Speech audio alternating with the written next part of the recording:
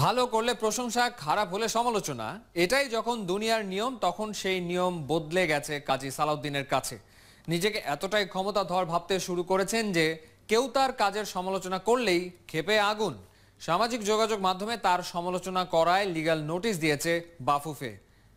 আসলেই কি এটার দরকার ছিল, জানার চেষ্টা করেছেন এহতেশাম সবুজ।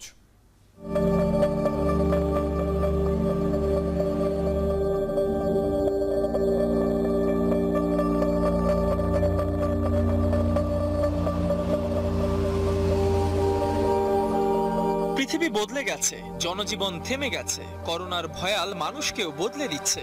অনেকে ভুল থেকে শিক্ষাও নিচ্ছে, আত্ম উপলব্ধি হচ্ছে। ভিন্ন কেবল বাফুফে, আরো সুনির্দিষ্ট করে বললে সভাপতি কাজী সালাউদ্দিন।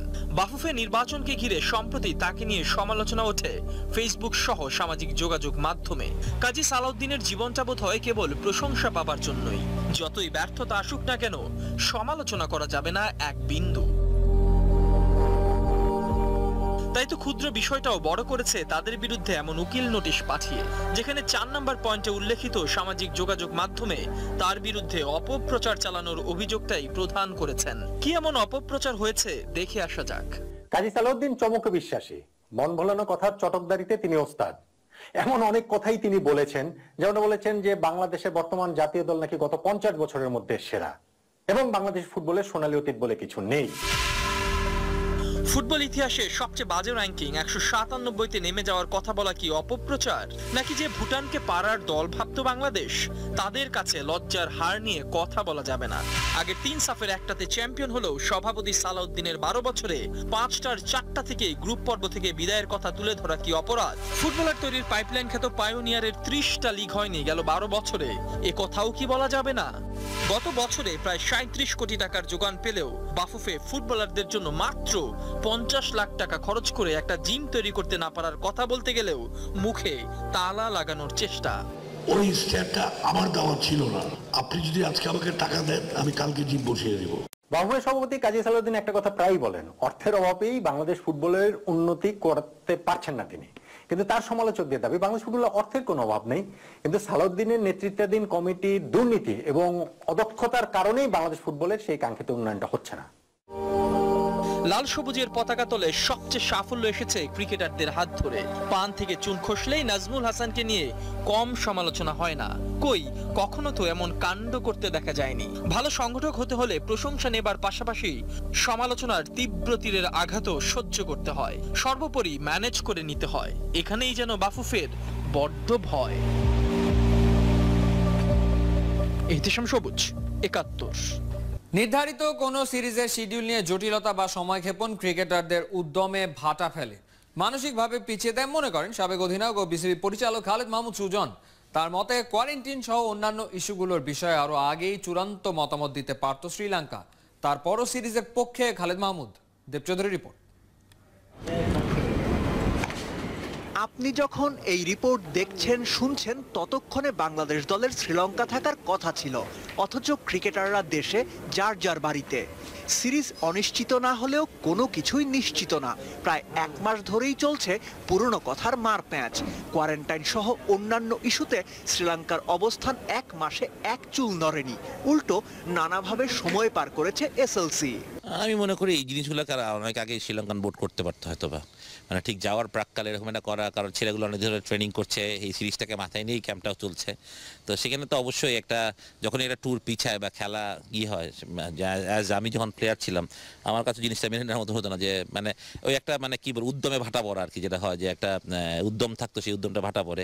ঈদের আগে অনুশীলন শুরু করা টাইগারদের লক্ষ্যই ছিল শ্রীলঙ্কা সফর। সেই লক্ষ্যের পথ দিনকে দিন ঝাপসা হওয়ায় ক্রিকেটারদের ক্রিকেটীয় ভাবনার মনোজগতে পরিবর্তন আসাটা মোটেও দোষের না। তারপরও প্রস্তুত থাকতে হবে। আন্তর্জাতিক ক্রিকেটে ফেরার সুযোগটা বিসিবির কাছে সবচেয়ে বেশি প্রাধান্য পাচ্ছে। আমার কাছে খেলাটা ইম্পর্টেন্ট, বাংলাদেশে যাওয়াটা ইম্পর্টেন্ট। আমার পার্সোনাল ওপিনিয়ন যে আমাদের খেলাটা ইম্পর্টেন্ট, সেটা মানে না তো আমরা পিছিয়ে যাচ্ছি আমার মনে হচ্ছে বারবার। আমরা তো বলেছি যে আমরা কোয়ারেন্টাইন করতে চাই, সেটা তো মানা করিনি, কিন্তু আমাদের ট্রেনিং করার সুযোগ দেবে। এখন আপনি যদি 14 দিন ট্রেনিং না করে হঠাৎ করে খেলতে যান, তাহলে তো আপনি আবার পিছিয়ে, এই 14 দিনের ব্রেক মানে তো আপনি আবার পিছিয়ে গেলেন। যদি ওই বাবল করে যদি আপনার বাস নিয়ে মাঠ এবং হোটেল এটুকু যদি আমাদেরকে সুযোগ না দেয়, তাহলে তো it's very difficult to play a test series. মানে এটাও আমাদের চিন্তা করতে আমাদের দিক থেকে। বাট আমি তারপরেও বলি, যতটুকু কম্প্রোমাইজ করে যদি খেলা যায়, সেটা খেললে আমাদের জন্য অবশ্যই অনেক ভালো। 3 দিনের ছুটি পেয়েছেন ক্রিকেটাররা। 29 সেপ্টেম্বর আবারও করোনার পরীক্ষা, 30 সেপ্টেম্বর হোটেলে উঠবেন ক্রিকেটাররা। দেবচৌধুরী, ৭১। কোয়ারেন্টিন, কোভিড টেস্ট, হোটেল বন্দি জীবন, এত কিছুর সঙ্গে মানিয়ে ক্রিকেটে মনোনিবেশ করা খেলোয়াড়দের জন্য বেশ কঠিন। তামিম ইকবাল সহ জাতীয় দলের অনেক ক্রিকেটারই তাই ব্যক্তিগত প্রয়োজনে মনোবিদের সঙ্গে কথা বলে সমস্যার সমাধান করেন। কানাডা প্রবাসী মনোচিকিৎসক আলী আজহার খান জানিয়েছেন, করোনার সময়টায় মাঠে ঠিকঠাক খেলতে হলে ফিজিক্যাল ফিটনেসের মতোই জরুরি মেন্টাল ফিটনেস। নাইয়ান বিন জসিমের রিপোর্ট।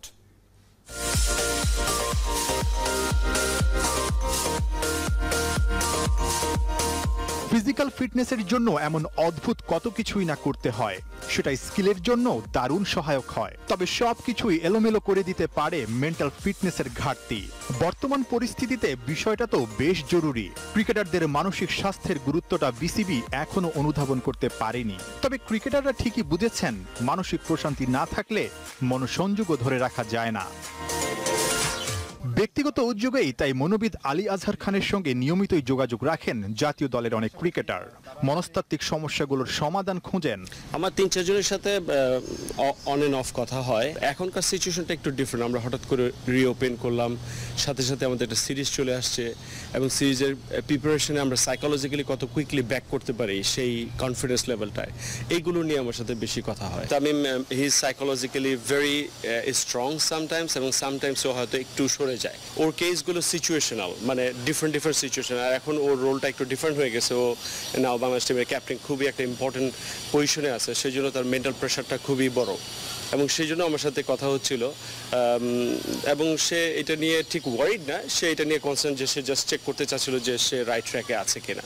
ক্রিকেটারদের সঙ্গে এর আগেও দুবার কাজ করা হয়েছে মনোবিদ আলী আজহার খানের। টাইগারদের বাজে সময় কাটাতে দারুণ সাহায্য করেছিল ওই সেশনগুলো। অথচ যখন নিতান্তই প্রয়োজন, তখন একজন মনোবিদের পরামর্শই পাচ্ছে না তামিম মুশফিকরা। প্যান্ডেমিক সিচুয়েশনের মধ্যে আমার মনে হয় যে ওদের যে রিসেন্ট চ্যালেঞ্জগুলো আসতেছে, যে আরও আমরা সিরিজটা আনসার্টেন হয়ে যাচ্ছে, কিছু কন্ডিশন দিতেছে শ্রীলঙ্কা, এই ব্যাপারগুলো আমার মনে হয় যে আরও বেশি ওদের আনসার্টেন করে তুলতেছে। যখন বাসায় ছিল তারা ফ্যামিলির সাথে ছিল, বোরিং হলেও তারা একটা কোয়ালিটি টাইম স্পেন্ড করতেছিল। এখন ওরা কিছুটা আইসোলেটেড অবস্থায় আছে। So it's bit challenging, because আমার মনে হয় খুব কুইকলি ওদের মধ্যে ফ্যাটিক, এবং আমার মনে হয় ওরা এক্সস্টেড হয়ে যাওয়ার চান্স থাকে। কানাডা প্রবাসী এই মনোবিদ ব্যক্তিগত কাজে সিদ্দিকুর রহমান সেই সুযোগটাই লুফে নিয়েছেন। 7টা সেশনে নিজের মানসিক অবসাদ দূর করার চেষ্টা করে যাচ্ছেন। বিসিবি চাইলেই ক্রিকেটারদের সঙ্গে এই মনোবিদের কিছু সেশন আয়োজন করতেই পারত। নাহিয়ান বিন জসিম, ৭১।